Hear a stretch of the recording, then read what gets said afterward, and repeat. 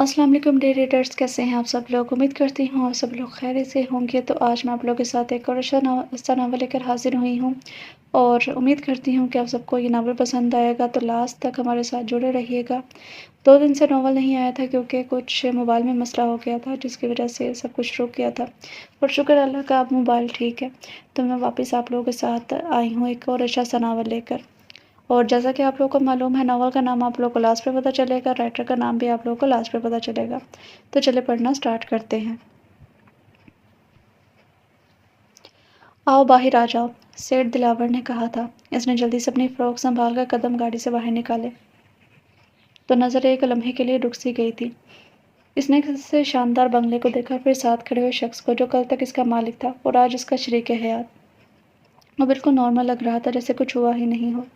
चलो अब इसके कहने पर वो ख्याल से बाहर निकली, उसके साथ चलने लगी।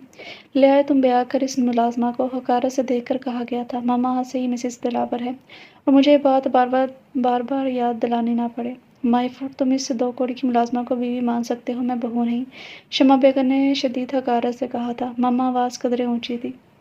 अब ये इस घर की मालकिन है, मुलाजमा नहीं, और आपको ये बात कबूल करना होगी, वरना वरना क्या। मैं कुछ भी कर सकता हूँ। क्या कर सकते हो तुम, बोलो। मामा मुझे मजबूर मत करें, और तुमने जो किया है वो, मैंने जो भी किया है ठीक किया है। ये इस घर में नहीं रह सकती, ये यहाँ ही रहेगी और आप इसे कबूल करेंगी। नो वे दिलावर, मैं इसे कभी एक्सेप्ट नहीं करूँगी। तो फिर ठीक है। क्या फिर ठीक है? दरवाज़ा खुला है, मतलब तुम मुझे इस मुलाजमा के लिए घर से निकाल रहे हो। आज इसका नाम अनीसा दिलावर है, सेठ दिलावर की बीवी। वट रबिश, मामा चला कर कहा, और दोनों हाथ मुंह पर रख कर हैरान वो रह गई थी। दिलावर, तुम मुझ पर हाथ उठाओगे, अपनी माँ पर? आज के बाद इसे कोई भी पुरानी हैसियत से याद नहीं करेगा, वरना मैं कुछ भी कर सकता हूँ, कुछ भी। उंगली उठाकर निवान करते वो गुस्से से लाल होकर अपने कमरे में चली गई थी और दरवाज़ा ज़ोर से बंद कर दिया था। चलो तुम अब तक यहाँ क्यों खड़ी हो? अब इसका रुख नोरा की तरफ था। मुझे कहाँ जाना है? हद है। अब ये भी मैं बताऊँ, तुम क्या पहली मर्तबा इस घर में आई हो? जी, हैरानगी से इसे देखकर वह बोली थी। अरे जाओ मेरे रूम में। हुक्म देकर वो बाहर निकल गया, वो इस कमरे की तरफ बढ़ गई थी। कमरे में दाखिल होकर उसने देखा, वो बिल्कुल इसी तरह का था जैसा रोज़ाना होता था। ना तो कोई सजावट थी, ना ही कोई इसके इस्तकबाल के लिए मौजूद था। ये कैसी शादी है, इसने दिल में सोचा और आराम से जाकर बेड पर बैठ गई। खाली कमरा और साथ ही इसका दिल भी खाली था। वो वक्त याद आया जब वो पहली बार इस घर में आई थी। क्या क्या कर लेती हो लड़की? शमा बेगम ने कड़क आवाज़ में पूछा था। जी बीबी जी, सब कुछ कर लेती हूँ, घर के सारे काम करने आते हैं इसको। अम्मा ने जल्दी से कहा था। देखो मासी काकी, मुझे तेज़ काम करने वाली लड़की चाहिए। जी बीबी जी, नूरा बहुत जल्दी जल्दी सारे काम निपटा लेती है। चलो तुम्हारी बात मान लेती हूँ। मासी काकी सुनो, लड़की, मुझे सब काम अच्छे से किए होने चाहिए, और अगर तुमने इस घर की कोई भी चीज़ चोरी करने की कोशिश की तो 1 मिनट में पुलिस के हवाले कर दूंगी। मैं चोरी नहीं करती बीबी जी। मैडम, मुझे मैडम बोलोगी तुम? शमा बेगम ने शदीद गुस्से से कहा। जी मैडम। चलो उठो, जाकर किचन साफ करो, और कोई भी बर्तन टूटना नहीं चाहिए, वरना हम पैसे तनख्वाह से काटूंगी। जी मैडम। कहकर वो किचन में चली गई थी और अम्मा इनसे तनख्वाह का कहकर वापस जाने लगी थी तो वो दौड़ के इनके पास आई थी। अम्मा, मुझे इधर अकेले नहीं रहना, तुम मत जाओ। अरे मेरी धी, अगर काम नहीं करेगी तो खाएंगे किधर से? और इस मनोज का नशा कैसे पूरा करेंगे? अम्मा ने अब्बे की तरफ इशारा किया था। चल मेरी बच्ची, जल्दी जल्दी से अपना काम ख़त्म करके शाम को घर आ जाना। अम्मा प्यार करके वापस चली गई थी और वो रोती हुई फिर से किचन में आकर बर्तन धोने लग गई थी। नूरा, नूरा। जी मैडम। जनाटेदार थप्पड़ रसीद किया गया था, इसे वो दंग रह गई थी। आइंदा मेरी आवाज़ सुनकर सब काम छोड़कर हाजिर हो जाना, वरना इससे भी बुरा हाल करूँगी तुम्हारा। आंसू बहकर चेहरा भी खो गए थे, मगर वो खामोश थी, सिर्फ और सिर्फ गरीबी और मजबूरी की वजह से। जाओ मेरे कपड़े प्रेस कर आओ। जाओ, मुझे जाना है कहीं। वो खामोशी से इसके कमरे की तरफ बढ़ गई थी। आंसू तवातर से बहने लगे थे। दरवाजे खुलने की आवाज़ के साथ ही वो डर कर फौरन सीधी हुई थी। तुम अभी तक ये थर्ड क्लास तंबू पहनकर बैठी हो? अजीब लहजा था इस शख्स का, हकारत भरा। जाओ, जाकर शावर लो, और वहाँ तुम्हारे लिए नाइट ड्रेस पड़ा है, वो पहन कर आओ। शैम्पू से बाल धोना अच्छे से, और फिर जो साबुन रखा है इससे नहाना, और इस तंबू को उतार कर बाहर फेंको। तंबू, सारी ज़िंदगी मेरी माँ ने पैसे जोड़ जोड़ के इसके लिए फ़्रॉक बनाया था इसकी शादी के लिए, और इसे शख्स तंबू कह रहा था। दिल में शदीद चोट लगी थी, मगर वो बेबस थी। وہ نہ تو کچھ کہہ سکتی تھی نہ ہی کچھ بول سکتی تھی، تو خاموشی سے اٹھی اور واش روم میں گھس گئی تھی۔ پہلے تو دل کا بوجھ ہلکا کیا، پھر شاور لے کر نائٹ ڈریس پہنا تو اسے خود سے بھی شرم آنے لگی تھی۔ اتنا باریک اور چھوٹا سا لباس، اس نے تو آج تک ایسا لباس نہیں پہنا تھا۔ وہ وہیں دیوار کے ساتھ چپک کر بیٹھ گئی، کیونکہ اس لباس میں وہ دلاور کے سامنے نہیں جا سکتی تھی۔ کافی دیر کے بعد دروازے پر دستک ہوئی تھی۔ سو گئی ہو کیا؟ نہیں، اس نے اندر سے ہی آواز دی تھی۔ تو باہر کیوں نہیں آ رہی؟ کیا مسئلہ ہے؟ اس نے جلدی سے اپنی فراک کا دوپٹہ ارد گرد لپٹ لیا تھا۔ آنکھیں رونے کی وجہ سے لال ہو گئی تھی اور وہ بری طرح سے کانپ رہی تھی۔ باہر آؤ جلدی، اب وہ غصے سے کہہ رہا تھا۔ دروازہ کھول کر اس کے پیچھے وہ چھپ گئی تھی۔ باہر نکلو جلدی، اب آواز قدرے اونچی تھی۔ مجھے اس طرح سے بے حیا نہ کرے پلیز، ڈرتے ڈرتے کہا گیا تھا۔ میں شوہر ہوں، تمہارا نکاح کیا ہے تمہارے ساتھ، حق ہے میرا تم پر۔ وہ اب اندر آ گیا تھا۔ اس نے ابھی بھی دوپٹہ اچھے سے لپٹا ہوا تھا۔ وہ اس کو کھینچتا ہوا باہر لے آیا تھا۔ آنسو اب بھی بہنے لگے تھے۔ دوپٹہ ارد گرد لپٹ کر اب بھی وہ خود کو برہنہ محسوس کر رہی تھی۔ دیکھو تم پہلے جو کچھ بھی تھی بھول جاؤ اس بات کو، مگر اب خود کو بدلو، اپنی اوقات کو پہچانو تم۔ اوقات؟ ہاں ہاں اوقات تو یہ ہے اوقات، کیا مطلب ہے تمہارا؟ غریبوں کی اوقات یہ ہوتی ہے کہ ان کے تن پر لباس ہوتا ہے، سر پر چادر، اور امیروں کی اوقات یہ ہے کہ وہ لباس پہن کر بھی بے لباس ہی ہوتے ہیں۔ فرق صرف اتنا ہے صاحب کہ غریب ڈھکا چھپا ہوتا ہے اور امیر جتنا زیادہ امیر اتنا ہی برہنہ۔ اب وہ ہچکیوں سے رو رہی تھی۔ بے وقوف وہ بڑبڑا رہا تھا۔ اس نے نظر اٹھا کے اسے دیکھا جہاں محبت نہیں تھی، صرف اور صرف۔ پھر وہ اس کے قریب ہوا، ساتھ ہی ایک جوس کا گلاس اسے پکڑا دیا تھا جس میں اس نے ایک ٹیبلٹ ملائی تھی، اور ساتھ اسے بتا بھی دیا تھا کہ وہ اولاد نہیں چاہتا۔ اس نے عجیب نظروں سے دلاور کو دیکھا تھا جو سنجیدگی سے سب کہہ رہا تھا۔ اس نے کوئی جواب نہیں دیا اور آنسو ضبط کر گئی تھی۔ پیو، اب غصے سے کہا گیا تھا۔ اس نے چپ چاپ وہ جوس پی لیا تھا کیونکہ وہ اپنی اوقات جان گئی تھی۔ اگلی صبح وہ آفس جانے کے لیے تیار تھا۔ اس کا کتنا دل چاہا تھا کہ اس کے لیے خود ناشتہ بنا کر دے، مگر ڈر کے مارے وہ سہمی سی صوفے پر بیٹھی ہوئی تھی۔ انیسہ نام ہے نا تمہارا، یاد رکھنا۔ جی جی، اس کے اوکے میں جا رہا ہوں، اللہ حافظ، انیسہ نے کہا تو اس نے کوئی جواب نہیں دیا۔ وہ چپ چاپ اٹھ کر واش روم میں گھس گئی تھی اور پھر وہ سکون سے باہر نکلی تھی، پورے لباس میں، سر پر دوپٹہ جسے لیا ہوا تھا۔ میں خود کو اس شخص کے لیے کبھی نہیں بدلوں گی، دل میں ارادہ کیا گیا۔ انیسہ انیسہ، جی جی کیا ہوا ہے؟ چلو اور مجھے ناشتہ بنا کر دو، اس نے غصے سے کہا تھا، اور وہ خوش ہوئی تھی جیسے کوئی دعا قبول ہو گئی، اور پھر جلدی جلدی اس کے لیے ناشتہ بنانے لگی۔ میں چائے بنا کر لائی۔ ابھی وہ مڑی ہی تھی کہ اس نے پھر سے اسے آواز دے ڈالی تھی۔ جی، یہ ناشتہ کس نے بنایا ہے؟ میں نے بنایا ہے، کیوں اچھا نہیں ہے؟ میں دوسرا رکا وہ غصے سے بولا تھا۔ روزانہ میرا ناشتہ کون بناتا تھا؟ سچ سچ بتانا۔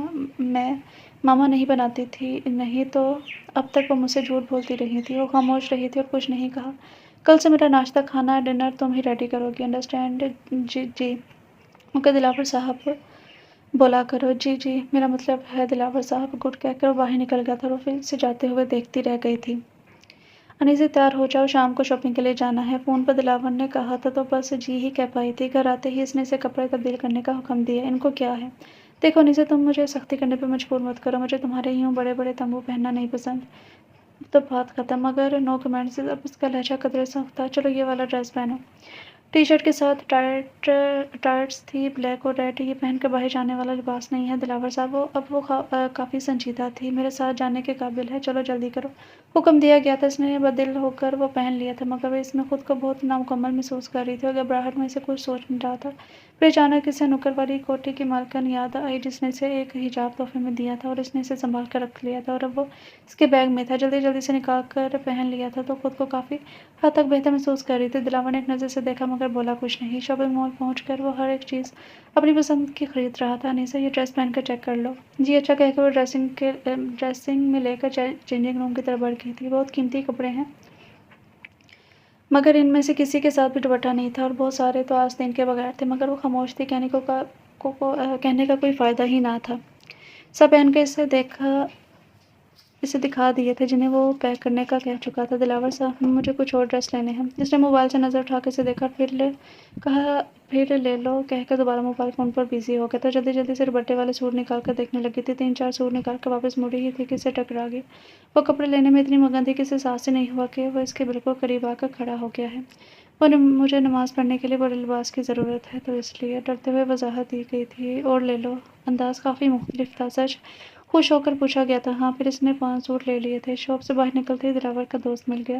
ارے وہی تم، دلاور، مائی بیسٹ فرینڈ۔ وہ دونوں خوش ہو کر بغل گیر ہوئے تو اس کی نظر انیسہ پر پڑی تھی۔ یہ بھابھی ہیں؟ جی جی بالکل، دلاور نے کہا تھا۔ ماشاء اللہ، پھر تو منہ دکھائی بنتی ہے، اور شادی پر کیوں نہیں بلایا یار، بس جلدی جلدی ہو گیا۔ چل کوئی بات نہیں بھابھی، یہ لیں آپ کی منہ دکھائی، 5000 کے 4 نوٹ تھے۔ نیزا نے دلاور کی طرف دیکھا تو اس نے ہاں کا اشارہ کیا تو اس نے پکڑ لیا اور شکریہ کہہ کر نظر جھکا لی تھی۔ بھابھی بہت خوبصورت ہیں دلاور، اور ریلی؟ دلاور خوش ہو کر بولا تھا۔ نیزا نے نظر اٹھا کر دیکھا تو اس کی نظر دلاور کے پیچھے حجاب کی شوپ پر پڑی تھی تو وہ ایکسکیوز می کہہ کر اس کی طرف بڑھ گئی تھی۔ گاڑی میں بیٹھ کر دلاور نے کہا، یہ کیا بدتمیزی تھی نیزا؟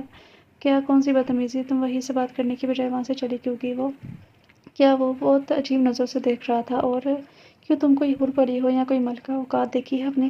آئندہ اگر ایسا کیا تو بہت برا پیش آؤں گا، سمجھی؟ مگر وہ shut up, just shut up! وہ ہلکا سا چیخا تھا تو نیزا نے باہر رخ باہر کی طرف موڑ لیا تھا۔ آنسو بہہ رہے تھے مگر وہ تو جیسے ہوش میں ہی نہیں تھی۔ گھر پہنچ کر وہ سیدھا کمرے میں چلا گیا تھا جبکہ اس کا ٹاکرا شمع بیگم اور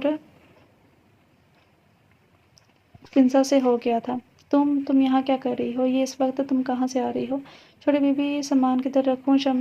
شمس بابا سامان گاڑی سے نکال کے اسے پوچھ رہے تھے۔ او تو اب یہ 2 کوڑی کی ملازمہ شاپنگ مال سے شاپنگ کرے گی، کنسا نے کہا تھا۔ اس کی اتنی اوقات کہاں ہے؟ یہ تو اس بیوقوف کی مہربانی ہے جسے اس گوار میں پتہ نہیں کیا نظر آ گیا۔ وہ خاموشی سے سب سن رہی تھی مگر اس نے دلاور کے کمرے سے باہر نکلنے کی دعا ضرور کی تھی جو قبول بھی ہو گئی تھی۔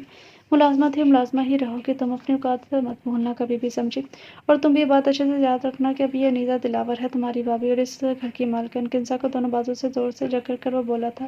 چھوڑے بھائی مجھے، کنسا نے ڈر کر کہا تھا۔ آئندہ اگر تم نے اس طرح نیزا سے بات کی تو بہت برا پیش آؤں گا۔ چلو تم! اس کا ہاتھ پکڑ کر کھینچتا ہوا اسے اندر لے گیا تھا جبکہ وہ دونوں غصے سے بس دیکھتی رہ گئی تھی۔ وہ اب بھی اس کے سامنے بیٹھی تھی اور اس کی منتظر تھی۔ دلاور صاحب کیا میں چینج کر لوں؟ آخر ہمت کر کے پوچھ بھی لیا تھا۔ کیوں، کیا تکلیف ہے؟ اسٹریس میں؟ اس نے غصے سے پوچھا تھا۔ کچھ نہیں، مجھے نیند آ رہی ہے تو سو جاؤ، میں نے کب منع کیا ہے اس طرح؟ ہاں اسی طرح۔ سنو لڑکی، مجھے سختی کرنے پہ مجبور مت کرو۔ 5 لاکھ روپے کا خریدا ہے تمہیں صرف اسی لیے، اور کل سے تم ان دونوں پر نظر رکھنا شروع کر دو۔ بہت ہو گیا اب یہ ڈرامہ۔ جی اچھا کہہ کر وہ خاموشی سے لیٹ گئی تھی، آنکھیں بند کر لی جبکہ آنسو تواتر بہنے لگے تھے۔ چھوڑو مجھے منوز، اماں نے چیختے ہوئے کہا تھا تو ابا نے بال اور مضبوطی سے پکڑ لیے تھے۔ مجھے پیسے دے ذلیل عورت ورنہ تجھے جان سے مار دوں گا۔ نہیں ہے میرے پاس پیسے، کدھر سے لا کر دوں تجھے؟ کہاں سے پورا کروں میں تیرا نشہ؟ موت آئے تجھے! اماں بھڑک گئی تھی اور ابا نے زور سے تھپڑ مارتے ہوئے پھر سے پیسے مانگے تو وہ جلدی سے اندر سے 500 روپیہ نکال کر لے آئی تھی۔ ابا یہ پیسے لے اور مت مار اماں کو۔ شاباش میری بچی، تو ہی تو ہے اپنے باپ کا سہارا، اور نہ ورنہ یہ تو زور سے اماں کو ٹانگ ماری تھی۔ ابا پیسے لے کر باہر نکل گیا اور وہ اپنی ماں کے گلے لگے گھنٹوں روتی رہی تھی۔ نورا جی میڈم، کل سے ناشتہ جلدی بنا دیا کرو، دلاور کو میں خود سرو کیا کروں گی۔ شمع بیگم نے حکم دیا تو وہ جی میڈم کہہ کر واپس کچن میں چلی گئی تھی۔ اللہ جانے آخر یہ دونوں صاحب جی کے جانے کے بعد کہاں جاتی ہیں۔ یہ فیضی تھی اس کی ساتھی ملازمہ، پر ہمیں کیا فیضی جہاں بھی جائیں۔ نورا صاحب جی بہت اچھے ہیں، تھوڑے غصے والے ہیں مگر کبھی ہمیں گندی نظر سے نہیں دیکھا۔ ہاں فیضی کہتے تم ٹھیک رہی ہو، وہ نکر والی کوٹھی کا مالک تو بہت ہی گھٹیا ہے۔ ہاں نورا، ہم کام تو کرتی ہیں پر عزت ہتھیلی پر رکھ کر۔ فیضی تمہیں کیا لگتا ہے یہ لوگ کدھر جاتے ہیں؟ اللہ جھوٹ نہ بلوائے نورا، مجھے تو میڈم پر شک ہے۔ کس بات کا شک؟ پھر کبھی بتاؤں گی، اب جلدی سے ہاتھ چلاؤ، بہت کام پڑا ہے۔ اچھا کہہ کر وہ اپنے کام میں مصروف ہو گئی تھی مگر کوئی تھا جو ان کی گفتگو سن رہا تھا مگر خاموشی سے۔ نورا جی تمہاری ہمت کیسے میرے کمرے میں آنے کی؟ میں صفائی کے لیے آئی تھی ملازمہ کے ساتھ، تو تم خود کیوں صفائی نہیں کرتی میری موجودگی میں؟ تم بھی ملازمہ ہی ہو۔ اس نے نظر جھکا لی مگر کوئی جواب نہیں دیا تھا۔ دیکھو لڑکی، اس گھر کی مالکن بننے کے بارے میں کبھی مت سوچنا۔ شمع بیگم نے اسے ہاتھ سے پکڑ کر جھٹکا دیا تھا۔ میں ایسا نہیں سوچتی ماما۔ اوہ شٹ اپ! اگر مجھے گندی زبان سے ماما بولا تو یہ چونچلے تم دلاور کے سامنے ہی کرنا۔ میڈم بولو گے تم اب سے مجھے، سمجھی؟ چلو دفعہ ہو جاؤ اب ادھر سے۔ وہ چپ چاپ کمرے میں آ گئی تھی مگر شدید تجلیل آنسو کی صورت میں بہہ رہے تھے۔ ابا میں تجھے کبھی معاف نہیں کروں گی، تو نے مجھے ساری زندگی کی ضلالت دے دی ہے۔ ماما وہ شدید غصے سے چلا رہا تھا۔ کیا بات ہے دلاور، ایسے کیوں چلا رہے ہو؟ کنسا کدھر ہے؟ جلدی سے بلائیں ان سے۔ کنسا؟ وہ ہڑبڑا گئی تھی، اب اپنی دوست کے گھر گئی ہے۔ کون سی دوست؟ شدید غصے میں چبا کر بولا تھا۔ ارے تم اس کی دوستوں کو تھوڑی جانتے ہو، مجھے کیوں نہیں پتہ چل سکتا؟ وہ اس نے دونوں بازو سے زور سے پکڑ کر انہیں وارن کیا تھا۔ ماما میری بات غور سے سنیں، وہ جو کوئی بھی ہے اسے آج شام گھر میں بلا کر اسے کنسا کو اس کے ساتھ رخصت کریں۔ آج شام کا مطلب ہے آج شام۔ نہیں بیٹا، تمہیں غلط فہمی۔ خاموش! وہ دھاڑا تھا آج شام کو۔ نیزا جی دلاور صاحب، وہ بھاگتی ہوئی آئی تھی۔ شام کو کنسا کا نکاح ہے، 10 لوگوں کا کھانا تیار کرنا، اور یاد رکھنا کوئی گڑبڑ نہیں ہونی چاہیے۔ جی جیسا آپ کہیں گے ویسا ہی ہوگا دلاور۔ وہ انسنی کر کے اوپر روم میں چلا گیا تھا جبکہ نیزا کچن کی طرف۔ کنسا بہت بڑا مسئلہ ہو گیا ہے۔ کیا ہوا ماما؟ دلاور نے تمہیں پومی کے ساتھ دیکھ لیا ہے اور شام کو تمہارا نکاح رکھ دیا ہے اس کے ساتھ۔ بٹ وہ پاگل ہو گیا ہے کیا؟ میں کبھی ایسا نہیں کروں گی۔ بات کو سمجھنے کی کوشش کرو، وہ اب وہی کرے گا جو اس نے کہا ہے۔ تم پومی سے بات کرو، اسے مناؤ نکاح کے لیے۔ ماما میں اسے کیسے مناؤں؟ اب آپ میرا اور اس کا ریلیشن شپ جانتی ہیں۔ ہاں میں سب جانتی ہوں، مگر اس وقت تو مجھے اپنی جان کے لالے پڑ گئے ہیں۔ تم جیسے بھی کر کے مناؤ اسے۔ یہ کہہ کر شمع بیگم نے فون کاٹ دیا تھا اور کمرے میں دائیں سے بائیں طرف چکر لگانے لگی تھی۔ اف، یہ کیسی مصیبت ہے! اگر اسے کچھ بھی معلوم ہو گیا تو ہمیں جان سے مار دے گا۔ اف اف، وہ شدید غصے میں اور پریشان تھی۔ آ جاؤ۔ نیزا اندر داخل ہوئی تو وہ پورا کمرہ سگریٹ کی بدبو سے بھرا ہوا تھا۔ یہ آپ کیا کر رہے ہیں؟ اس نے بلا اختیار پوچھ لیا تھا۔ کیا کر رہا ہوں؟ اس نے تحمل سے پوچھا۔ اتنا دھواں، آپ بہت زیادہ سگریٹ پی چکے ہیں۔ وہ بس ہمدردی سے بول رہی تھی۔ تو یہ اچھی بات نہیں ہے دلاور صاحب۔ او تو اب کیا مجھے بتاؤ گی کیا اچھا ہے کیا برا؟ ارے میرا مطلب یہ نہیں تھا۔ تو کیا مطلب ہے؟ ادھر آ کر بتاؤ، ادھر آؤ، اس نے غصے سے نیزا سے کہا تھا۔ وہ ڈرتے ہوئے اس کے قریب آئی تھی تو اس نے اسے دونوں بازو کو مروڑ کر ہاتھ لگایا اور سرگوشی کی۔ چلانا منع ہے۔ اگلے لمحے وہ جلتا ہوا سگریٹ اس کے بازو پر لگا چکا تھا۔ شدید تکلیف سے اس کے آنسو بہہ نکلے تھے، مگر وہ سی بھی نہیں کر سکتی تھی کیونکہ اگر وہ آواز نکالتی تو اذیت بڑھا دی جاتی۔ آئندہ مجھے ٹوکنے کی جرات مت کرنا، سمجھی؟ ساتھ ہی اسے دھکا دے کر دور کر دیا گیا۔ بیڈ کی نوکر سر پر لگنے سے سر پر چوٹ لائی تھی، مگر یہ تکلیف روح کی تکلیف سے بہت کم تھی۔ جاؤ، جا کر اچھی سے تیار ہو جاؤ۔ رکو، میں خود ڈریس سلیکٹ کر کے دیتا ہوں تمہیں۔ ساتھ ہی ایک ڈریس الماری سے نکال کے اسے دیا تھا جو وہ پہن کر لوگوں کے سامنے جانے والا قطعاً نہیں تھا، مگر وہ اسے اگر کہتی تو کوئی اور سزا اس کے لیے منتخب کر دی جاتی۔ وہ تھوڑی دیر میں باہر ڈریسنگ ٹیبل پر کھڑی تیار ہو رہی تھی، شرمندگی سے سر جھکائے وہ بس اپنے کام میں مصروف تھی۔ نیزا لہجہ کافی بدلا ہوا تھا۔ جی، بڑے آرام سے کہا گیا، مگر نظر نہیں اٹھائی گئی تھی۔ ادھر آؤ، بیڈ کی طرف اشارہ کیا گیا تھا۔ وہ جو لپسٹک لگانے لگی تھی، ہاتھ روک لیے گئے تھے۔ لگا لو لپسٹک۔ نیزا نے اس کی طرف دیکھا اور جیسے مطمئن تھا جیسے کچھ ہوا ہی نہیں ہو، بلکہ اس نے کچھ کیا ہی نہیں ہے۔ وہ پھر سے مڑی اور لپسٹک لگانے لگی۔ بال تو اس کے شروع سے ہی بہت خوبصورت تھے، بس غریبی نے کبھی سنوارنے کا موقع نہیں دیا تھا۔ بالوں کو باندھنے لگی تو اس نے ہاتھ پکڑ کر روک دیا تھا۔ کھلے رہنے دو، اچھے لگ رہے ہیں۔ نیزا ایک دم سے خوفزدہ ہو گئی تھی۔ وہ اب بالکل اس کے پیچھے کھڑا تھا، اسے باہوں میں بھر چکا تھا۔ دل کی دھڑکن شدید تیز تھی اور خوف سے کانپنے لگی تھی کہ اب کوئی اور سزا۔ آنسو بہنے لگے تھے۔ وہ اللہ سے دعا مانگ رہی تھی کہ اب وہ اسے کچھ نہ کہے۔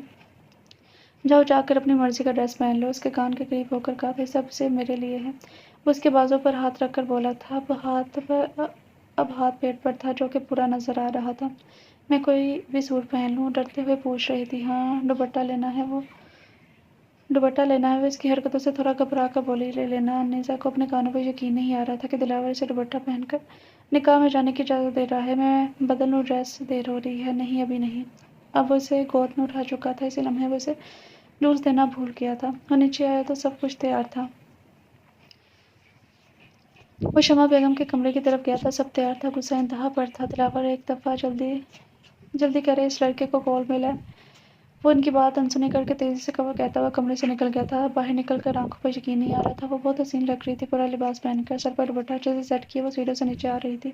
وہ جتنی حسین دوپٹہ اوڑھنے پر لگتی تھی، ان ڈریس میں نہیں لگتی تھی جو وہ اسے پہننے کے لیے کہتا تھا۔ دل نے گواہی بھی دی تھی اور زمین نے جھنجھوڑ کے رکھ دیا تھا۔ وہ بلا اختیار مسکرا دیا تھا جبکہ نیزا ڈرتے ہوئے اس کے قریب آ کر کھڑی ہوگی۔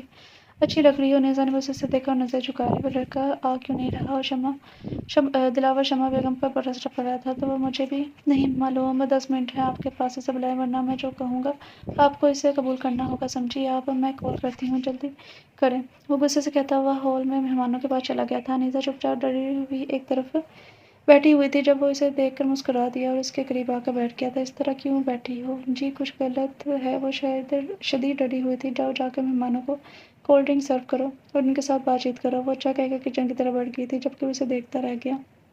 نہیں آیا وہ؟ نہیں، مگر کیوں؟ عاشق ہے نا، عاشق ہے وہ نا وہ اس کا، پھر وہ کیوں نہ آیا؟ مجھے کیا پتا۔ Shut up, just shut up. آپ کو سب معلوم ہے اور اب میں جو کروں گا وہ آپ دونوں کو ماننا ہوگا، اور کوئی گڑبڑ کی تو اس کا انجام بہت برا ہوگا۔ جاؤ، اسے اندر سے لے کر آؤ۔ شمس ایک بندے کو اندر لے آیا تھا تو شمع بیگم کی چیخ نکلتے نکلتے رکی تھی۔ آؤ بہادر، بیٹھو ادھر۔ اس نے کنزا کے ساتھ بیٹھنے کا اشارہ کیا تھا۔ کنزا نے اسے دیکھتے بولنے کی کوشش کی، مگر پسٹل اس کے سر پر تھی اور اس کے بعد وہ خاموش ہو گئی تھی۔ ایک بندہ شمع بیگم کے سر پر پستول تان کے کھڑا تھا۔ نیزا اس کے لیے یہ سب کچھ نیا تھا، مگر باقی جتنے لوگ وہاں پر موجود تھے وہ سب اس سے واقف تھے۔ نیزا 5 سال سے اس گھر میں کام کر رہی تھی، مگر دلاور کا یہ روپ آج پہلی مرتبہ دیکھ رہی تھی۔ مگر خاموش تھی کیونکہ وہ جانتی تھی اگر وہ کچھ بولی تو سخت سزا دے دی جائے گی اور وہ کچھ نہیں کر سکے گی۔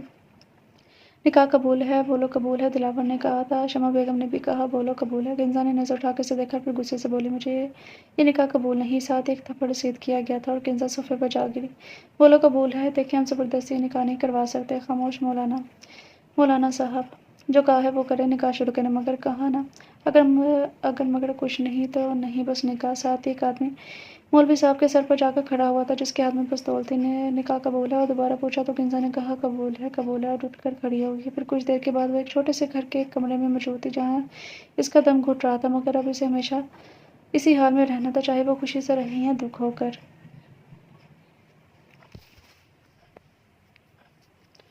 انیسہ چائے دلاور لا دو۔ عام سا لہجہ تھا جی ابھی لائی کہہ کر وہ مڑی ہی تھی کہ اس نے دوبارہ سے اسے بلایا تھا۔ اب تمہیں بہت محتاط رہنے کی ضرورت ہے اور ہر وقت اس پر نظر رکھنی ہے۔ کنزا واپس نہیں آئے گی، تم بے فکر رہو، سب فکری سے سب کر سکتی ہو۔ جی اچھا دلاور صاحب، میں جلدی آپ کو بتاؤں گی۔ ڈرا ڈرا سا انداز تھا۔ وہ وہاں ٹیوب رکھی ہے، لگا لینا، جلن کم ہو جائے گی۔ لاپرواہی سے کہتا اب تو یہ جلن ساری زندگی ٹھیک نہیں ہونی تھی، ٹیوب کی کوئی ضرورت نہیں تھی۔ شکریہ کہہ کر وہ رکی نہیں تھی، جلدی سے کمرے سے نکل گئی اور کچن تک آتے ہوئے اس کا چہرہ بھیگ چکا تھا، کیونکہ جو بیٹیاں باپ اپنے نشے پورے کرنے کے لیے بھیجتے ہیں وہ اسی طرح زندگی گزارنے پر مجبور ہوتی ہیں، اور بڑے امیر لوگ جو دل کے بہت چھوٹے ہوتے ہیں وہ یہ نہیں سمجھتے کہ وہ بھی انسان ہیں، ان کے سینے میں بھی دل ہے، جذبات ہے، غریب ہیں تو کیا ہوا، انسان تو ہے نا۔ کنزا کی شادی کے ایک ہفتے بعد وہ صبح ناشتے سے فارغ ہوا تھا، اٹھ کر کھڑا ہو گیا۔ جب سے کنزا سے شادی ہوئی تھی وہ شمع بیگم کو کم کم ہی پلاتا تھا۔ اوکے انیسہ، اللہ حافظ۔ اللہ حافظ دلاور صاحب، مسکرا کر کہا تو شمع بیگم نے شدید تیوری چڑھا کر اسے دیکھا تھا، مگر وہ انہیں اندیکھا کرتی ناشتہ کرنے لگی، کیونکہ وہ کون سی اس گھر کی کوئی مالکن تھی، یہ سب تو بس دکھاوا تھا، آنکھوں کا دھوکا۔ شمع بیگم نے نفرت سے بولتے ہوئے کہا تھا آج شام میں گھر واپس آؤں تو دلاور کو بتا دینا کہہ کر وہ باہر نکل گئی تھی اور انیسہ کمرے کی طرف بڑھ گئی تھی، کیونکہ جس کام کے لیے وہ لائی گئی تھی اس نے وہ کرنا تھا۔ وہ شام کو واپس آنے کا بول کر باہر جا رہی تھی۔ انیسہ نے دلاور کو کول پر کہا تھا اوکے نظر رکھو۔ وہ جلدی سے بولا تو وہ اوپر سے ہی جاتا ہوا دیکھ رہی تھی، دلاور کو جانے کی اطلاع دی تھی۔ اب وہ آرام سے گھر کا جائزہ لے رہی تھی اور پھر کچھ نہ پا کر وہ وہیں صوفے پر بیٹھ گئی تھی۔ 1 گھنٹے بعد اسے دلاور نے کال کی تھی۔ اس نے کال اٹینڈ کی اور ادب سے بولی جی دلاور صاحب، انیسہ وہ گاڑی کے بغیر واپس آ گئی ہے، جلدی سے باہر نکل کے اس کا دھیان رکھو۔ جی کہہ کر وہ فوراً پیچھے راستے کی طرف آ گئی تھی۔ شمع بیگم اپنے من پسند باغیچے کے پاس کھڑی جائزہ لینے کے بعد ایک طرف لگے پرانے اور بہت پھیلی ہوئی بیل کی طرف بڑھ گئی تھی۔ انیسہ دور سے چھپ کر یہ سب کچھ دیکھ رہی تھی، پھر انہوں نے بیل کے ایک طرف چھپا ہوا دروازہ کھولا اور ادھر ادھر دیکھنے کے بعد اندر داخل ہو گئی تھی۔ انیسہ ان کو دیکھ کر فوراً پیچھے چھپ گئی تھی۔ انیسہ دروازے کو دیکھ کر حیران رہ گئی تھی، کیونکہ آج تک کسی نے اسے نہیں دیکھا تھا، بلکہ شمع بیگم کسی کو اس طرف آنے ہی نہیں دیتی تھی ماضی کے جھڑکوں سے۔ آج کے بعد تم اس گھر میں نہیں رہو گی بد کردار عورت، سیٹھ یاور غصے سے چلاتے ہوئے بولا تھا۔ تم نے میری پاک دامن بیوی پر جو تہمتیں لگائی ہیں ان کے لیے میں تمہیں کبھی معاف نہیں کروں گا۔ میں تمہیں طلاق دیتا ہوں، طلاق دیتا ہوں، طلاق دیتا ہوں۔ تم ایسا نہیں کر سکتے یاور، تم تو مجھ سے محبت کرتے تھے اور اب شمع بیگم مجھے نہیں معلوم تھا کہ تم اس قدر گھٹیا عورت ہو۔ تمہاری اوقات گندی نالی کی ہی ہے، جہاں تم تھی میں نے تمہیں اس محل میں سجایا، مگر تم اپنی اوقات نہیں بھولی۔ چلو نکلو یہاں سے، دفعہ ہو جاؤ۔ یاور رکے، یاور وہ رو رہی تھی، چلا رہی تھی۔ یاور باہر جا چکا تھا، وہ بے تحاشا رو رہی تھی، مگر یہ سب اس کے ڈرامے میں تھا، وہ خود کو پاک صاف ثابت کرنا چاہتی تھی۔ بہت پچھتائے گا سیٹھ یاور، بہت پچھتائے گا، وہ چلائی تھی اور اس کی سزا تجھے مل کر رہے گی، یاد رکھنا۔ اگلے پل وہ اٹھ کھڑی ہوئی تھی اور آؤ آؤ شمع بیگم، اب تو تم اس گھر کی مالکن ہو۔ سیٹھ یاور نے مسکرا کر کہا تو شمع بیگم شرما کر رہ گئی تھی۔ اس نے ملازم کو آواز دی تھی جی مالک سیٹھ یاور کا خواجہ سرا خاص ملازم تھا۔ اس خرافہ نے کمرہ خالی کیا یا نہیں؟ مالک کر دیا ہے، اس نے ہلتے جلتے ہوئے محسوس انداز میں کہا تھا تو سیٹھ یاور شمع بیگم کا ہاتھ پکڑ کے اسے اپنے کمرے میں لے گیا، جبکہ زینب صرف دروازے کی اونٹ سے انہیں جاتا ہوا دیکھ رہی تھی اور خاموشی سے آنسو بہاتی رہی۔ لے آئے یاور اس عورت کو، اب میرا کیا بنے گا، میں کہاں جاؤں گی؟ وہ بہت رو رہی تھی۔ زینب مالکن فکر مت کریں، میں آپ کو کبھی اکیلا نہیں چھوڑوں گا۔ ملازم نے تسلی دی تو وہ کچھ حوصلہ کر کے خاموشی سے واپس آ کر بیٹھ گئی تو اللہ تعالیٰ سے اپنے پاک دامن ہونے کی دعائیں مانگنے لگی تھی۔ ننھا سا دلاور ماں کو گلے لگاتا اور پیار کرتا اور ماں کو روتا دیکھ کر پریشان ہو رہا تھا۔ وہ بس اسے چومتی اور ساتھ لگا لیتی۔ میرے بچے، تیری ماں پاک دامن عورت ہے، تم اس بات کے گواہ رہنا۔ شام کے وقت مالکن کھانا کھا لیں، ملازم نے آ کر کہا تو زینب نے کہا تھا وہ شخص کون تھا؟ مجھے بتاؤ، تمہیں اللہ کا واسطہ ہے مجھے بتاؤ۔ مالکن مجھے نہیں معلوم، میں نے تو اسے دیکھا بھی نہیں تھا، بس مالک اسے مار رہے تھے اور وہ بار بار آپ کا نام پکار رہا تھا۔ تم جانتے ہو نا کہ میں بے قصور ہوں جی مالکن، مجھے معلوم ہے، پر مالکن مالک کو نہیں معلوم۔ ملازم نے کہا تھا اگر انہوں نے مجھے اس گھر سے نکال دیا تو تم دلاور کا بہت خیال رکھنا، اسے اکیلا مت چھوڑنا۔ زینب ہاتھ جوڑ کر التجا کر رہی تھی اور وہ بس آنسو صاف کرتا باہر نکل گیا تھا۔ اس نے ملازم کو آواز دی تھی جی مالکن چٹاخ سے تھپڑ رسید کیا گیا تھا کہ ملازم کے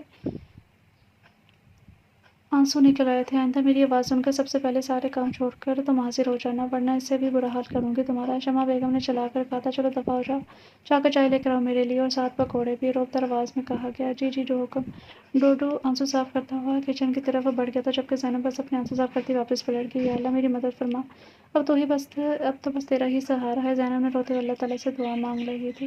مالکن کیا بات ہے ڈوڈو، اندر آؤ۔ مالکن وہ کیا بات ہے، آرام سے بیٹھ کر بتاؤ، زینب نے کہا۔ مالکن میں چھوٹی مالکن، ہاں کیا ہوا اسے؟ انہیں کچھ نہیں ہوا، مگر وہ کیا ہوا ہے؟ وہ شخص اس کمرے میں ہے۔ کون شخص جس نے آپ پر الزام لگایا تھا؟ کیا کون ہے وہ؟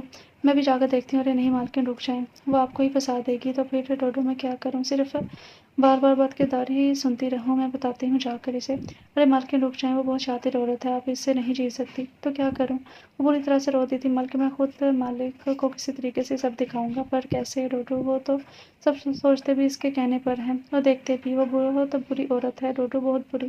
میں جانتا ہوں مالکن، لیکن کچھ نہ کچھ تو ضرور کرنا پڑے گا نا ڈوڈو۔ اللہ کے بعد بس مجھے تمہارا ہی آسرا ہے مالکن۔ اللہ تعالیٰ سے دعا کریں کہ وہ آپ کی آزمائش ختم کر دے، کیونکہ ایک وہی ذات پاک ہے جو بے آسراؤں کو آسرا دیتا ہے جب یہ دنیا انہیں بالکل تنہا اور اکیلا چھوڑ دیتی ہے۔ ڈوڈو زاروں کی طرح رو رہا تھا اس وقت کو یاد کر کے جب اس کی سگی ماں اور باپ نے اسے خواجہ سرا کہہ کر گھر سے نکال دیا تھا، اور پھر سیٹھ جیاور نے اسے سہارا دیا تھا اور زینب نے اسے کبھی برا بھلا نہ کہا تھا، مگر شمع بیگم نے تو مجھے 2 دن میں ہی 3 دفعہ تھپڑ مار لیے ہیں۔ مالکن ڈوڈو حوصلے سے کام لو، اللہ تعالیٰ ہماری مدد ضرور فرمائے گا انشاءاللہ۔ مالکن میں مالک کو فون کر کے بلاتا ہوں۔ ہاں جاؤ جلدی۔ ڈوڈو فوراً باہر نکل گیا، مگر تب تک وہ شخص جا چکا تھا۔ وہ دونوں چاہ کر بھی شمع بیگم کا کچھ نہیں بگاڑ پا رہے تھے۔ وہ بہت شاطر عورت تھی اور اس کے ہاتھ بہت لمبے تھے۔ وقت گزرنے لگا تھا، شمع بیگم کی گود ہری ہو گئی تھی اور وہ امید سے تھی۔ یاور شمع بیگم کی محبت میں پاگل تھا اور زینب اب بھی بد کردار کا دفعہ صاف نہیں کر پا رہی تھی۔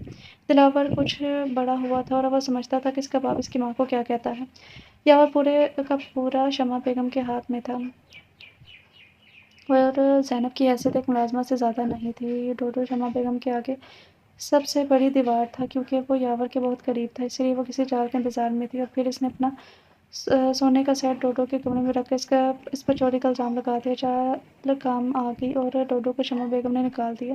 چوری کا الزام لگا کے اس کو یاور نے بہت مارا اور گھر سے نکال دیا، اور اب زینب اکیلی رہ گئی تھی۔ شمع بیگم کے ظلم سہنے کے لیے شمع بیگم گھر کے سارے کام کرواتی تھی۔ شمع بیگم اسے سارے گھر کے کام کرواتی اور ساتھ بد کردار کے طعنے بھی دیتی۔ زینب سب جاننے کے باوجود بھی خاموش رہتی تھی۔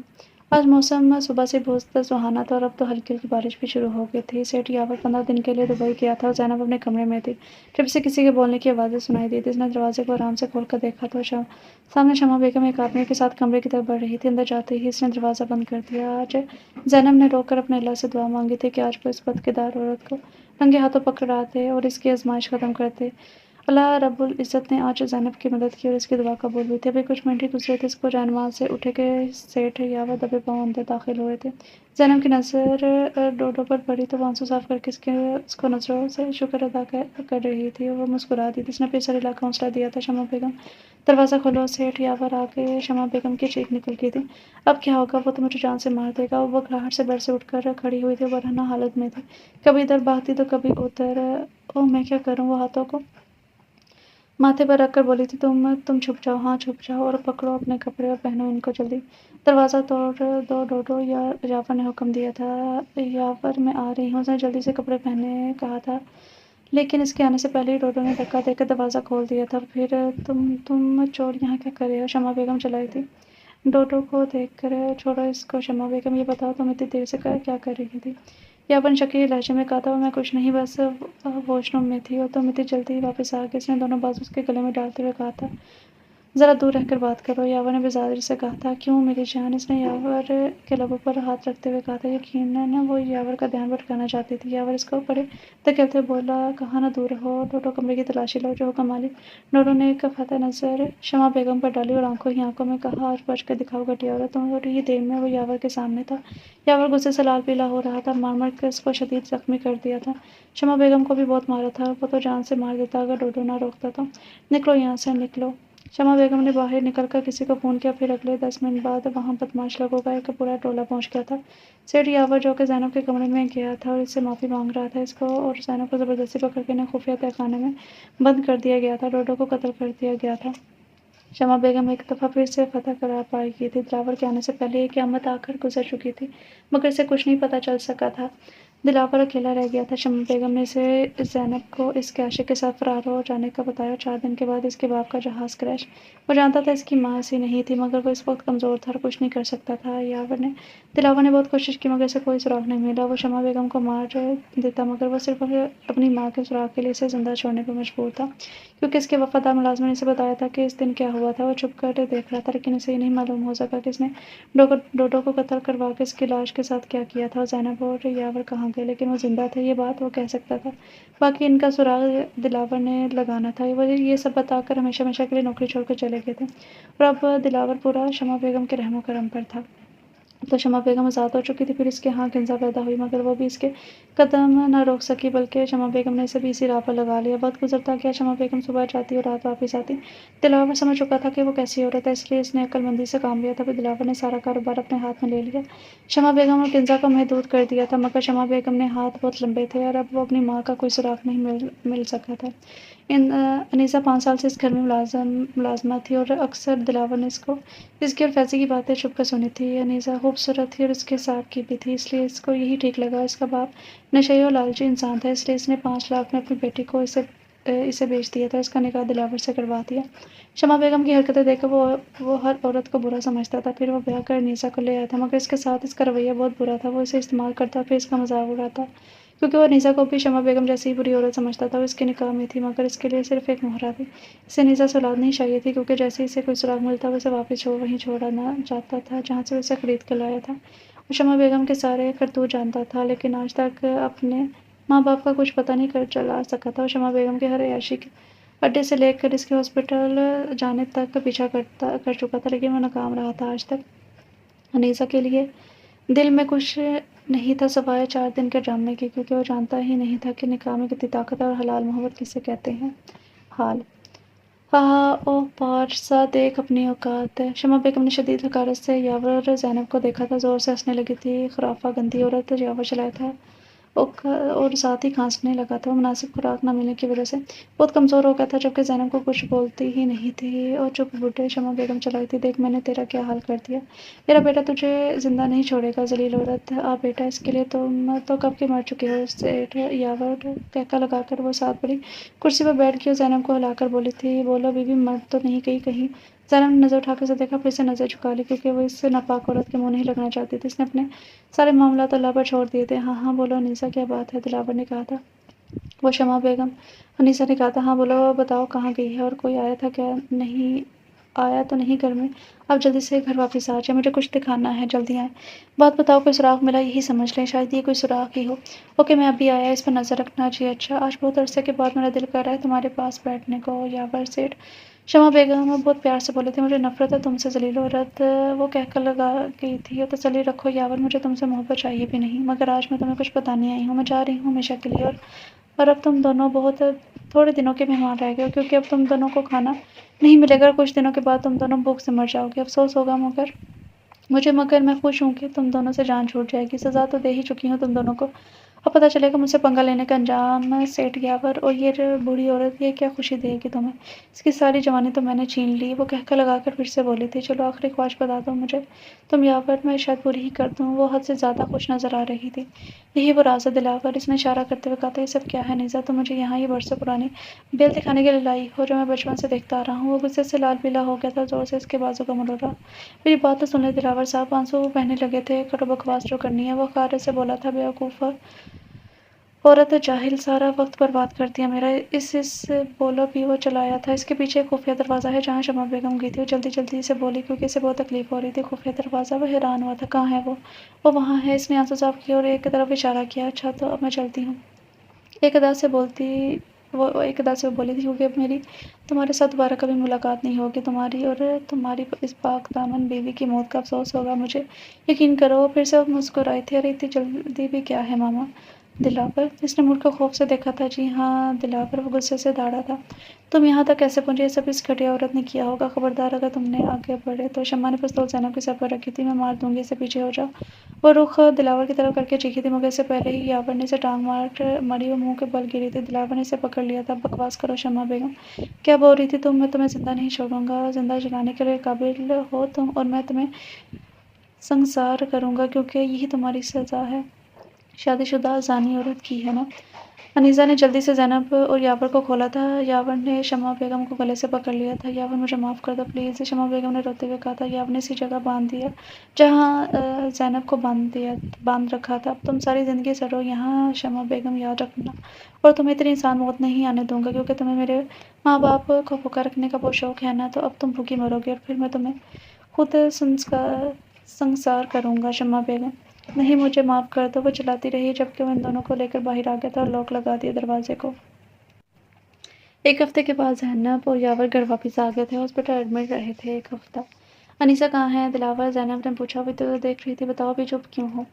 ماما وہ یہاں نہیں ہے۔ کافی دیر کے بعد دلاور بولا تھا۔ کہاں ہے؟ اگر یہاں نہیں ہے تو ماما وہ چلی گئی ہے۔ کہاں؟ مجھے نہیں معلوم۔ کب گئی؟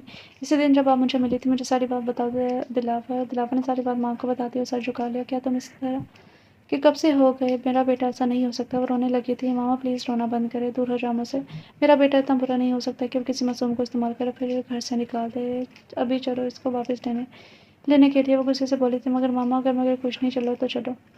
اچھا اب رکے، میں واپس لے کر آتا ہوں۔ وہ ان کے سامنے خاموش ہو گیا تھا۔ ایک ہفتہ پہلے انیسہ نے یاور اور دلاور کو کھولا تو چپکے سے باہر نکل آئی تھی کیونکہ وہ جانتی تھی اس کا کام ختم ہوا۔ وہ نہیں چاہتی تھی کہ دلاور سے دھکے دے کے باہر نکالے۔ وہ چپ چاپ وہاں سے نکل گئی تھی۔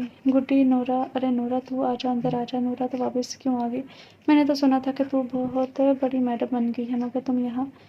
گڈی ہماری اوقات صرف اتنی ہی ہے کہ کوئی ہمیں خرید کر اپنا مقصد پورا کرے اور پھر بے اوقات کر کے واپس چھوڑ دے۔ نورا کیا مطلب ہے تیرا؟ وہ دلاور سیٹھ تو بڑا چنگا آدمی ہے۔ ہاں ہوگا پر ہم جیسوں کے لیے نہیں ہے۔ کیا مطلب؟ مجھے بتا تجھے ہوا کیا ہے؟ تو اتنی تھکی تھکی اور بیمار کیوں لگ رہی ہے؟ بس قسمت نے تھکا دیا ہے گڈی مجھے۔ وہ رونے لگی تھی۔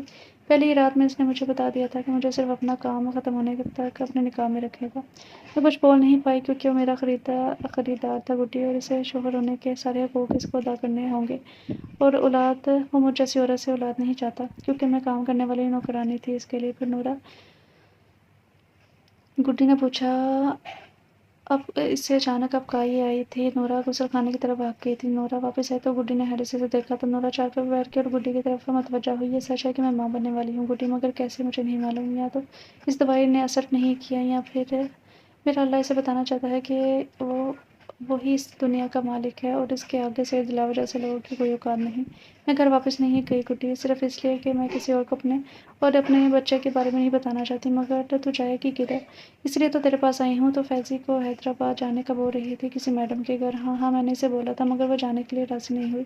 تو مجھے وہاں بھیج دے، میں تیرے اعتماد پہ پورا اتروں گی، پر تو اس حالت میں کام کیسے کرے گی نورا؟ گڈی تو بات تو کر ان سے، میں کچن کا کام کر دیا کروں گی اور فارغ ہونے کے بعد گھر کا سارا کام بھی، بس کچھ مہینوں کی بات ہے۔ اچھا تو رک، میں بات کرتی ہوں۔ شکریہ گڈی۔ ارے پاگل سہیلی ہوں، شکریہ ادا کیوں کر رہی ہے؟ دلاور؟ جی ماما میں نے تمہیں کچھ کہا تھا مگر تم میری بات سنتے کیوں نہیں ہو؟ ماما میں چلا جاؤں گا کچھ دنوں تک۔ نہیں ابھی چلو، اور مجھے بھی ساتھ لے کے چلو۔ ماما وہ کیا وہ لگا رکھی ہے چلو مطلب؟ چلو اصل میں ماما وہ کیا بات ہے؟ ماما وہ انیسہ اصل میں اس گھر کی ملازمت تھی، وہ گندے سے محلے میں رہتی تھی، تو آپ وہاں کیسے؟ شرم کرو دلاور، گندے محلے میں بھی اللہ کے بنائے ہوئے لوگ ہی رہتے ہیں۔ چلو اس کو ابھی لینے جانا ہے۔ ماما میں نے اس کے ساتھ اچھا سلوک نہیں کیا، میں اس کا سامنا نہیں کرنا چاہتا۔ آپ میری بات کو سمجھنے کی کوشش کریں پلیز۔ دلاور اگر تمہارا ضمیر زندہ ہو گیا ہے تو جو ظلم تم نے اس کے ساتھ کر چکے ہو وہی کافی ہے۔ اب مزید اس بچی کو اپنے ظلم کا شکار مت کرو، اگر تم مردہ ضمیر ہو جاؤ تو جو چاہے کرو، لیکن اس بچی کو عزت سے آزاد کر دو تاکہ وہ اپنی زندگی کسی نیک انسان کے ساتھ گزارنا شروع کر سکے۔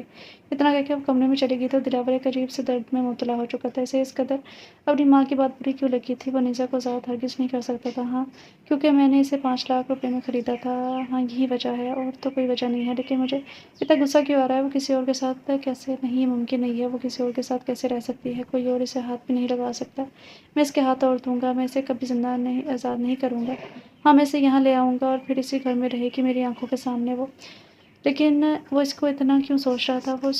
وہ اتنی خاص تو نہیں تھی، پھر وہ مجھے بھول کیوں نہیں جاتی؟ مجھے اس کے جانے کے بعد سے سکون نہیں مل رہا۔ وہ کمرے میں داخل ہوا تھا، اس کا دل بے اختیار زور سے دھڑکا تھا۔ وہ یہاں ہوتی تو تھی، اب کیوں نہیں ہے؟ میں اسے کبھی معاف نہیں کروں گا۔ اس نے مجھ سے پوچھا بھی نہیں اور گھر چھوڑ کر چلی گئی، جبکہ وہ میری زرخیز غلام تھی۔ نہیں، غلام نہیں، بیوی تھی، بس نکاح جو کیا تھا۔ اسے مجھ سے پوچھنا چاہیے تھا، اور میں جب تک اسے خود سے نہیں نکالتا اسے نہیں جانا چاہیے تھا۔ میری اجازت کے بغیر کیوں گئی؟ وہ مجھے اچھی نہیں لگتی تھی، بس دل چاہتا تھا کہ اسے 2 تھپڑ مارنے کے بعد واپس لے آؤں۔ وہ دل و دماغ کی عجیب و غریب جنگ میں تھا، کبھی دل جیت جاتا تو کبھی دماغ۔ وہ سگریٹ پر سگریٹ پھونک رہا تھا لیکن سکون نہیں مل رہا تھا۔ اسے اس کی ضرورت تھی، کیا صرف ضرورت تھی؟ دل نے کہا تھا ہاں، صرف ضرورت۔ وہ غصے سے دھاڑا باہر بالکنی میں جا کر کھڑا ہو گیا۔ اچھا ہوا وہ چلی گئی، تم اس کے قابل نہیں تھے دلاور، وہ سرگوشی کے انداز میں بولا اور وہیں بیٹھتا چلا گیا، کیونکہ اب مکافات کا عمل تھا۔ میں جاؤں گا اسے لینے، اسے اسی گھر میں رہنا ہوگا ساری زندگی، اس نے فیصلہ کیا، اور اس نے آنکھیں بند کر لی۔ وہ چانسو تھے جو بہہ نکلے تھے۔ ارے کون؟ ارے پاگل ہو کیا؟ رک آ رہی ہوں۔ سلام ماسی کاکی۔ وعلیکم السلام، تم سید دلاور ہو نا؟ جی ہاں، آؤ آؤ اندر آؤ۔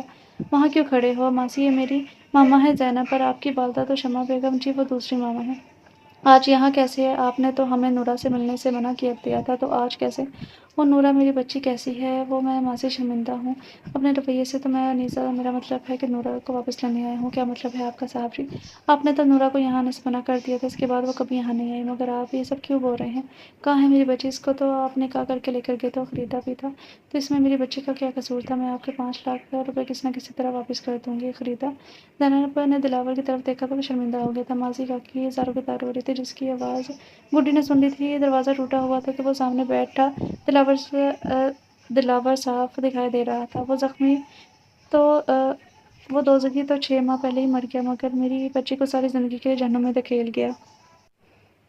مجھے معاف کر دو ماسی، میں اسے ڈھونڈ کر ضرور واپس لے آؤں گا۔ وہ شرمندگی سے بولا، کیونکہ اسے واقعی میں لگ رہا تھا اس نے جو ظلم کیا ہے اس کا حساب دینا پڑے گا۔ کب نکالا تھا تو نے اسے گھر سے؟ وہ غصے سے سارے لحاظ بھلا کر بولی تھی، ماسی ہمیں معاف کر دو، 1.5 ماہ پہلے اس نے اسے گھر سے باہر نکال دیا تھا، اور ابھی اسے تلاش کر کے واپس لے آئے گا، یہ میرا وعدہ ہے آپ سے، میں لے کر آؤں گا اسے۔ وہ پریشانی سے بولا تھا، جو تم نے اس کے ساتھ کیا وہ کہیں مر کھپ گئی ہوگی، یا تو مار دیا گیا ہوگا اسے۔ نہیں، ایسا نہیں ہو سکتا، وہ ٹھیک ہوگی، اسے کچھ نہیں ہوا ہوگا، میں اسے کچھ نہیں ہونے دوں گا، وہ واپس آ جائے گی، میں اسے لے آؤں گا، میں لے کر آؤں گا۔ وہ کہتا باہر نکل گیا تھا۔ ماسی کچھ نہ بولی اور دونوں واپس آ گئے تھے۔ مجھے تم سے امید نہیں تھی دلاور، میرا بیٹا کسی معصوم کا خریدار کیسے ہو سکتا ہے؟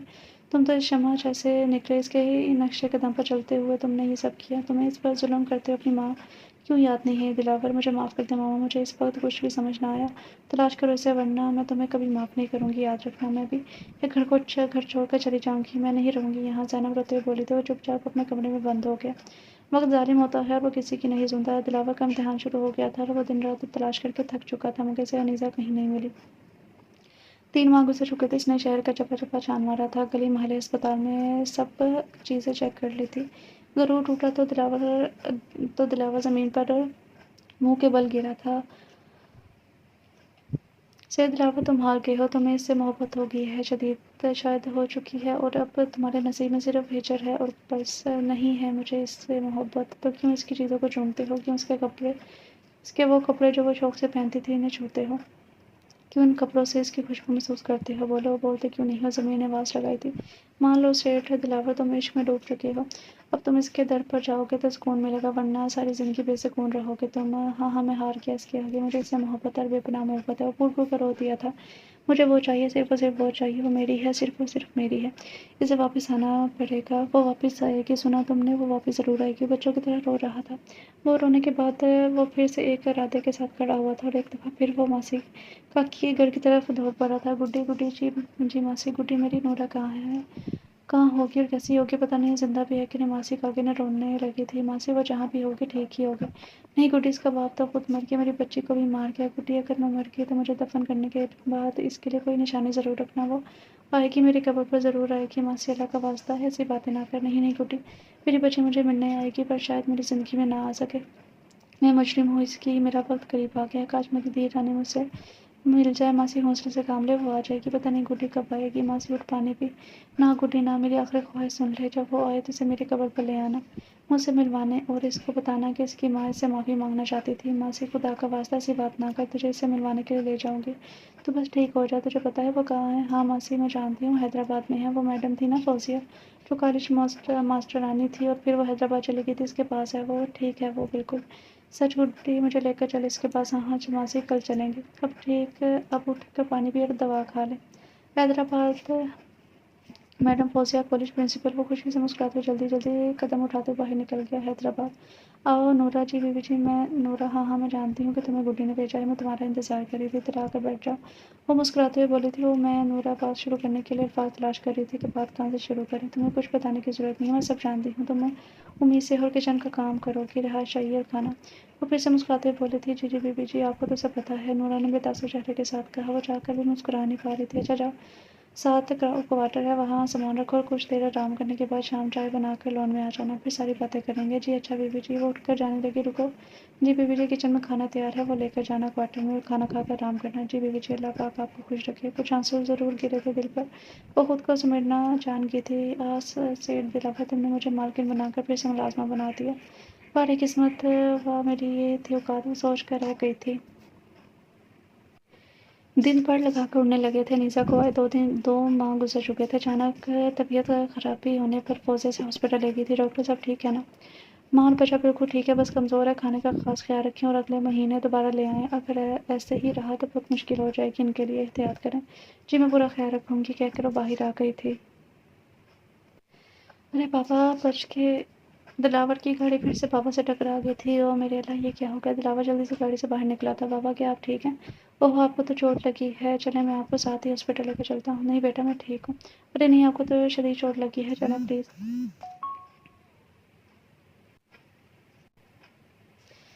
وہ ان کو زبردستی پکڑ کر سامنے ہی ہاسپٹل میں لے آیا تھا۔ بھائی اللہ کے نام پر کچھ دے دے۔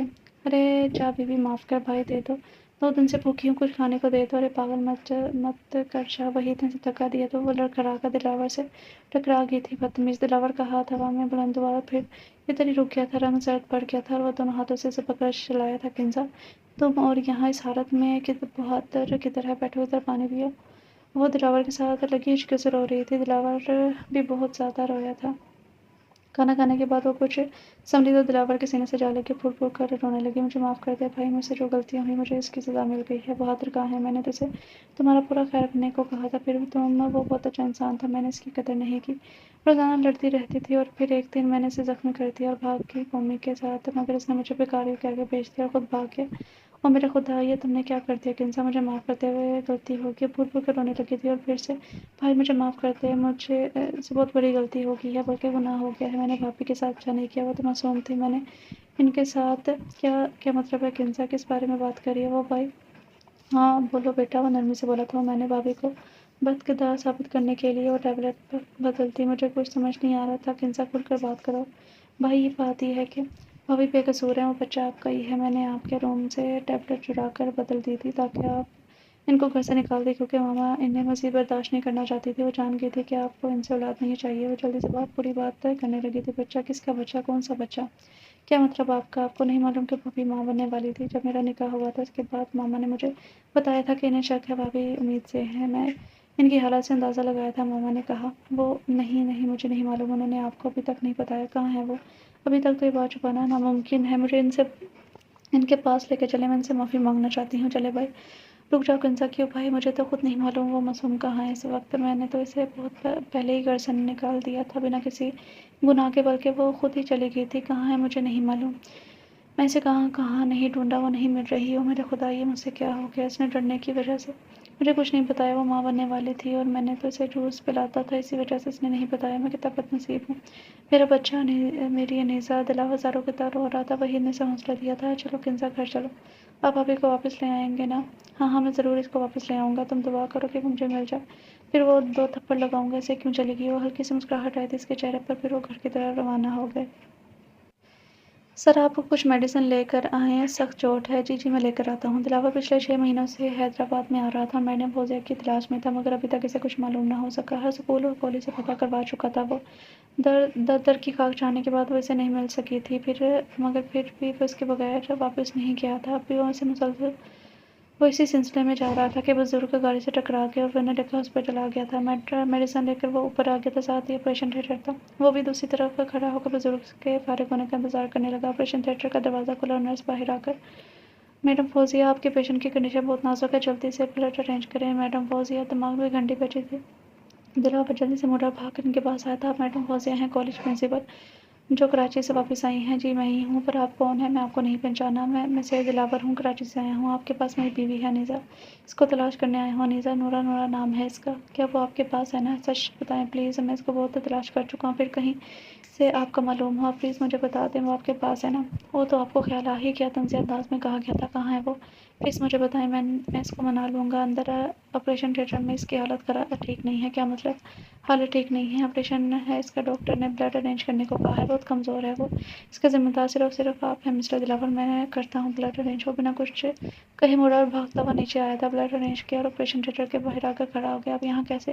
آپ کو کس نے بتایا؟ آپ بہت ظالم انسان ہیں، آپ نے اس معصوم کے ساتھ بہت ظلم کیے ہیں، صرف آپ کے ڈر کی وجہ سے وہ یہاں چھپی ہوئی تھی، آپ اس کے قابل نہیں ہیں، آپ نے اس پر جو مظالم کیے ہیں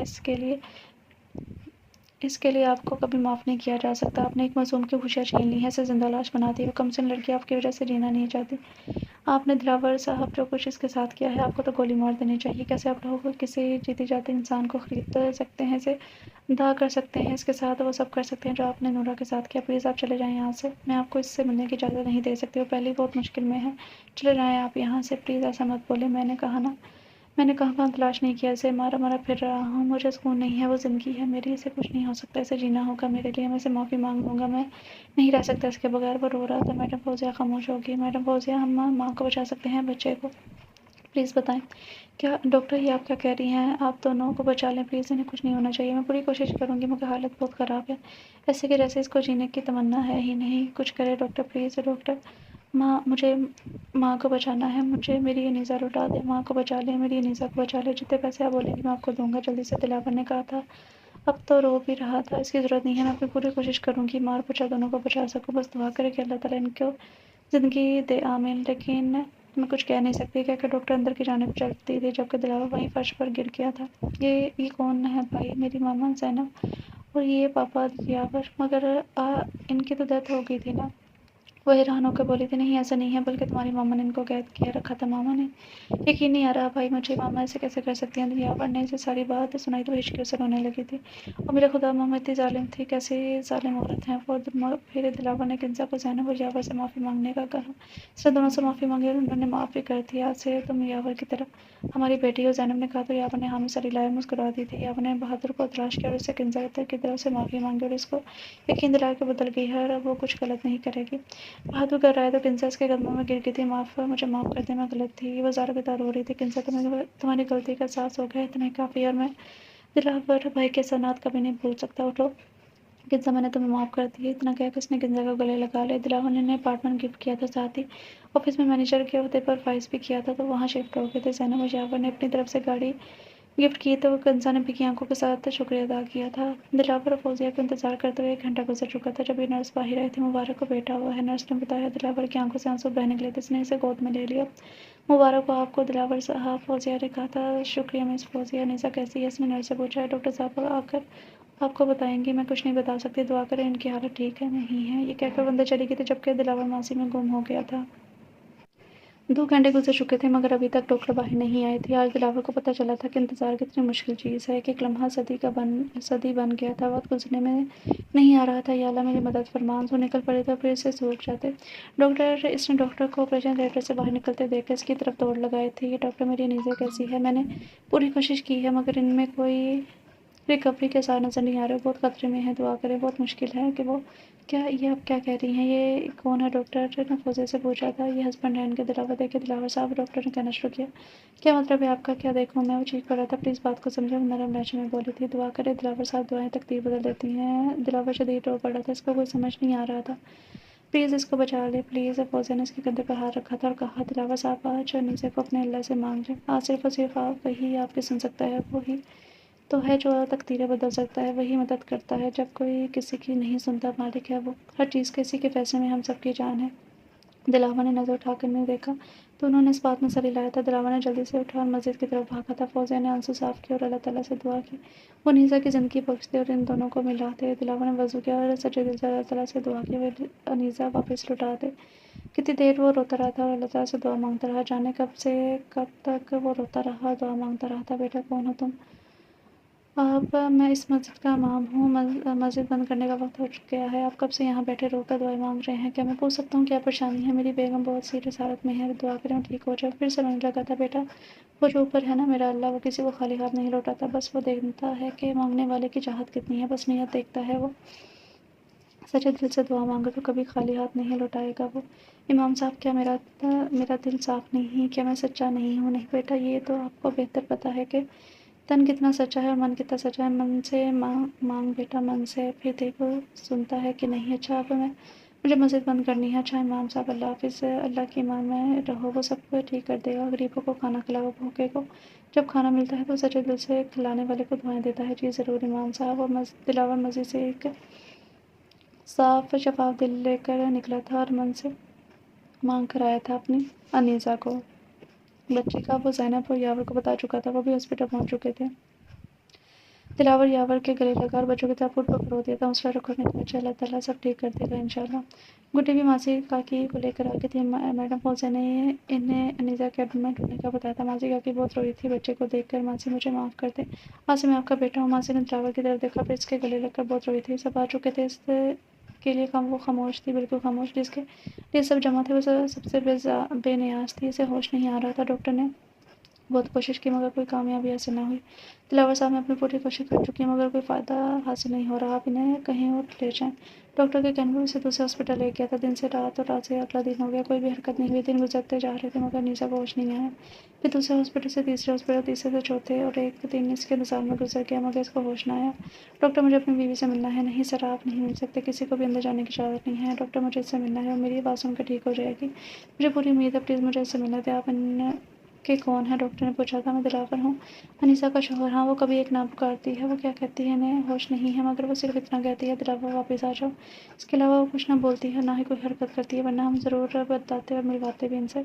چاہے آپ مل لیں مگر ان کو زبردستی اٹھانے کی کوشش مت کریے گا، ان کی جان کو بھی خطرہ ہو سکتا ہے۔ جی جی میں سمجھ گیا۔ دلاور کو آئی سی یو کے باہر بیٹھے ایک ماہ گزر گیا تھا۔ وہ اندر چاہتا سے دیکھنے کے بعد واپس آ جاتا، آج بھی حسب معمول سے ملنے گیا تھا۔ انیسہ اللہ کا واسطہ ہے، آنکھیں کھولو، میں مر جاؤں گا تمہارے بغیر۔ اس کے پاس کھڑا اسے باتیں کر رہا تھا۔ انیسہ میری جان، ہمارا بیٹا سیٹھ شاذل تمہارا انتظار کر رہا ہے، وہ تمہیں بہت یاد کرتا ہے اور میں بھی تمہیں بہت اور میں بھی تمہارا۔ دلاور انیسہ صرف تمہارا۔ سید دلاور تمہارے بغیر کچھ نہیں ہے، میری تمہارے بغیر کوئی اوقات نہیں ہے، میں بے اوقات ہوں۔ انیسہ وہ شدت غم سے نڈال ہو گیا تھا، وہ روزانہ ایسی ہی باتیں اس سے کرتا تھا۔ پھر وہ اس کے قریب آ کے بیٹھ کے اور اس کا ہاتھ پکڑ کے اسے بوسہ دیا تو تھوڑی حرکت محسوس ہوئی۔ دلاور حیران ہوا تھا۔ ڈاکٹر اس نے وہ خوشی سے چلایا تھا۔ یس سر آپ کیوں چلا رہے ہیں؟ ڈاکٹر میری انیسہ نے حرکت کی ہے، میری جان میری انیسہ نے میں نے حرکت محسوس کی ہے۔ انیسہ نے ہاتھ ہلایا تھا، وہ خوشی سے پاگل ہو رہا تھا۔ اوکے ہم چیک کرتے ہیں، آپ باہر تشریف لے جائیں۔ تھوڑی دیر کے بعد ڈاکٹر مسکراتے ہوئے باہر آئی تھی۔ مبارک ہو دلاور صاحب، وہ بہتری کی طرف آ رہی ہیں، ایک یہ معجزہ ہی ہے، ورنہ لوگ سالوں ایسے پڑے رہتے ہیں۔ یا اللہ تیرا شکر ہے۔ فوراً مسجد کی طرف بھاگا تھا۔ شکرانے کے نفل ادا کرنے کے بعد وہ غریبوں میں کھانا تقسیم کرنے چلا گیا۔ اب وہ غریب کندھے نہیں رکھتے تھے بلکہ وہ خود بھی ان کے ساتھ بیٹھ کر کھانا کھاتا۔ اکثر وہ کھانا تقسیم کرنے آتا اور ان کے ساتھ ہی گھنٹوں بیٹھا رہتا تھا، دن اور رات کو انیسہ کو ہوش آ گیا تھا۔ دلاور کو دیکھ کر وہ ڈر گئی تھی۔ آپ اور یہاں میں نے کچھ غلط نہیں کیا، میں بے قصور ہوں، مجھے مت مارنا۔ ارے نہیں پاگل، میں سب جانتا ہوں۔ کیا جانتے ہیں؟ وہ بہت زیادہ خوفزدہ تھی۔ انیسہ اس کے قریب ہوا تو وہ ڈر کے پیچھے ہو گئی تھی۔ میرے قریب مت آنا، میں نے کچھ غلط نہیں کیا، میں چلی جاؤں گی۔ اور رونے لگی تھی، مجھے معاف کر دیں، میں بہت شرمندہ ہوں۔ کیا کہا کہاں کہاں تلاش نہیں کیا میں نے تمہیں، وہ رو پڑا تھا، میں تمہارے بغیر کچھ نہیں ہوں نیزا، مجھے معاف کر دو، آئندہ کچھ غلط نہیں کروں گا، پلیز مجھے معاف کر دو۔ وہ حیرانگی سے دیکھ رہی تھی۔ آپ کیوں آئے ہیں؟ یہاں چلے جائیں، میں آپ کی کچھ نہیں لگتی۔ نیزا میری بات تو سنو، مجھے معاف کر دو، میں نے جو بھی کیا اللہ پاک کا واسطہ مجھے معاف کر دو۔ نہیں، میں کون ہوتی ہوں معاف کرنے والی، میری کیا اوقات؟ وہ ڈرتے ہوئے بولی تھی ایسا مت کہو، میری کوئی اوقات نہیں ہے تمہارے بغیر۔ وہ عجیب نظروں سے دل سے دیکھ رہی تھی۔ کنزا شاہزر کو گود میں اٹھا کر گھوم رہی تھی، بالکل اپنی پھوپھو پڑ گیا ہے۔ وہ خوش ہو کر بولی نیزا نے بچے کو دیکھا، ہمارا ہے بیٹا۔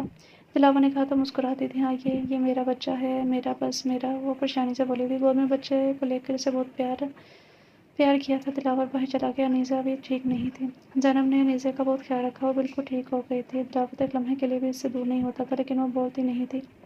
رو پہ لگے زخم اتنی جلدی نہیں بھرتے۔ میڈم فوزیہ ملنے آئی تو بس اتنا بولی، نیزا میں نے اس شخص کو تمہارے لیے روتے دیکھا ہے، ہو سکے تو اسے معاف کر دینا، اسے اس کی اوقات اللہ پاک نے دکھا دی ہے، اور تم بہت نیک ہو، اپنی زندگی اور بچے کے لیے اسے معاف کر دو۔ اپنے ہر گناہ کی معافی مانگی تھی اس نے نیزا سے، لیکن وہ کچھ بولتی ہی نہیں تھی۔ زینب اور ماسی کاکی کے کہنے پر اس نے دلاور کو معاف کر دیا، یہ کہہ کر کہ وہ اپنے بچے کو بنا باپ کے نہیں پالنا چاہتی تھی، لیکن اسے وقت لگے گا یہ سب بھولنے میں۔ دلاور کے لیے تو اس کا معاف کر دینا ہی کافی تھا، اسے اپنے بچے سے بھی بنا محبت تھی اور نیزے سے بھی۔ شمع بیگم کے تہہ خانے میں بند ہونے کے 2 ہفتے بعد شمع بیگم کی لاش تہہ خانے میں ہی دفن کر دی گئی تھی۔ وہ ایک دن مردہ حالت میں پائی گئی تھی۔ دلاور بہت رویا تھا اس دن، وہ اس کو بھی ماں مانتا تھا۔ کسی کو معلوم نہیں ہو سکا کہ سیٹھ دریابا نے شمع بیگم کو زہر دے کر مار دیا۔ وہ بہت مطمئن ہو گئے تھے، جو برا تھا اسے اس کے کیے کی سزا مل گئی تھی۔ اب سب کو اپنی اپنی اوقات کا اندازہ ہو چکا تھا کہ اصل اوقات تو رشتوں کی ہوتی ہے، نہ کہ مال اور دولت کی۔ زندگی پھر سے اچھے انداز سے گزرنے لگی تھی، لیکن ابھی بھی شمع بیگم جیسی عورتیں، یاور جیسے دل پھینک مرد اور دلاور جیسے ذہنی مریضوں سے بھری پڑی ہے۔ دنیا جس نے بھی بچانا ہے اسے اپنے آپ کو خود بچانا ہے، ورنہ یہ جال تو شکاری ہر جگہ بچھا کر بیٹھے ہیں، شکاری شکار کی تلاش میں۔ خود کو دنیا سے الگ مت سمجھے، جو عورت آپ کے نکاح میں ہے وہ سب سے خوبصورت ہے، اس سے پیار کر اپنی زندگی کو جنت بنائیں، نہ کہ دوسری تیسری کی تلاش میں اپنا سکون غارت کر دیں۔ شکریہ۔ ختم شد۔ سارے ریڈر سے تھا ناول کا نام ہے اوقات، رائٹر کا نام لکھا نہیں ہوگا۔ تو آپ لوگوں کو ناول کیسا لگا؟ امید کرتی ہوں کہ پسند آیا ہوگا۔ اگر پسند آیا تو لائک کریں، شیئر کریں۔ ملتے ہیں کل نیو ناول کے ساتھ، تب تک کے لیے اپنا خیال رکھیں، خوش رہیں، اللہ حافظ۔